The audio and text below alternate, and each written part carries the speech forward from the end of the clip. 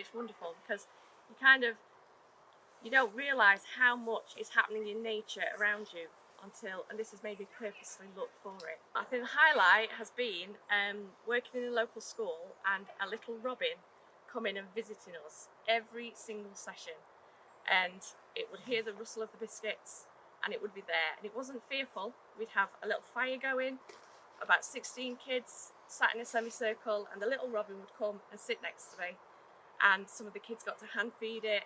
It absolutely wonderful. And last week I saw it was about 20 blue tits in one tree, in the tree in my garden, and I counted them. They were all feeding, and I've never seen that many in one flock. Wow. I didn't know they flocked like that, actually. Wow. So as well as the filling in the book and being focused, I imagine educationally as well, it's improved as well. A lot, yeah.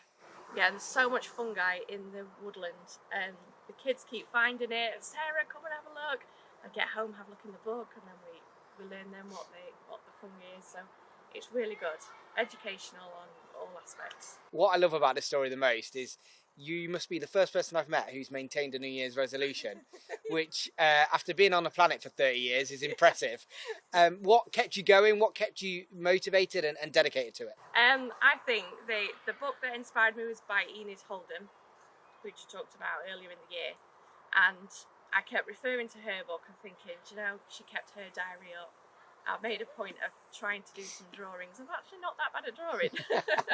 But I think what's kept me going is the fact that once I find something in nature, I just wanted it more and more and more. And I'm like wanting to find something.